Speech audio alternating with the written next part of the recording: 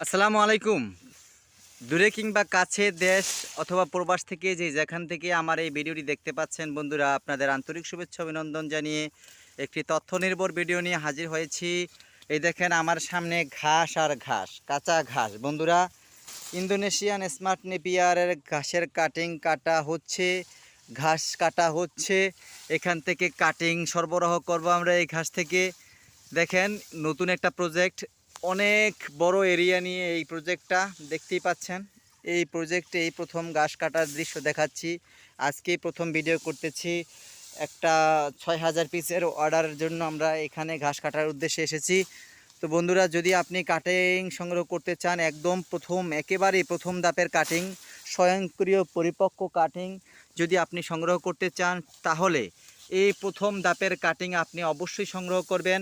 এই ঘাসটা সম্পর্কে আপনি অবশ্যই অবগত আছেন অনেকেই। আমি অনেক তথ্যবহুল ভিডিও দিয়েছি ঘাসের সম্পর্কে বন্ধুরা।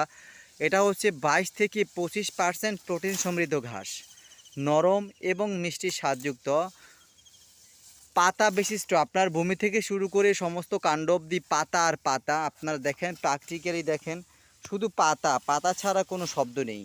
অনেক ভাই বলে থাকেন যে ভাই এটা উচ্চতায় মাত্র 6 ফিট হলে কিভাবে এটা দিয়ে আমি কভার করব কাঁচা ঘাসের যোগান।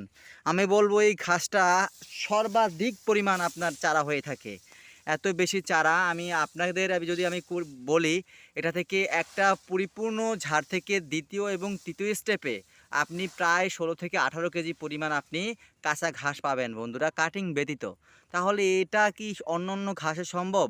আর অন্য যারা ঘাস বলেন, যে কোনো ঘাস বলেন, ওই ঘাসগুলো আপনার মোটা হয়ে যায়, কাটিংগুলা যদি শক্ত হয়ে যায়, সেক্ষেত্রে কিন্তু খাওয়ানো ও পশুকে খাওয়ানো অসম্ভব হয়ে পড়ে। কিন্তু ইন্দোনেশিয়ান স্মার্ট নেপিয়ার যত বেশি প্রাপ্তবয়স্ক হোক না কেন, এটা আপনার এই কাটিংগুলা ঘনগিট হওয়াতে এটা কুরকুর করে খেয়ে ফেলে, খেরকুটার মতো খেয়ে ফেলে।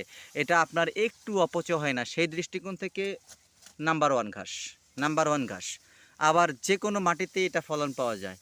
এঁটেল, বেলে, দোআঁশ আপনি চাষ করে দেখেন, প্রত্যেকটা জমিতে এটা ফলন পাবেন। তো সেই সব দৃষ্টিকোণ থেকেও নাম্বার ওয়ান। তো এটা সব মিলে বাংলাদেশে ঘাসের রাজা বলা হয় বন্ধুরা। যারা এখনও ঘাসটা রোপণ করেননি, আপনাদের বলছি আপনি রোপণ করুন এবং দেখুন এই ঘাসটার কতটা আপনার খামারের সফল বয়ানে।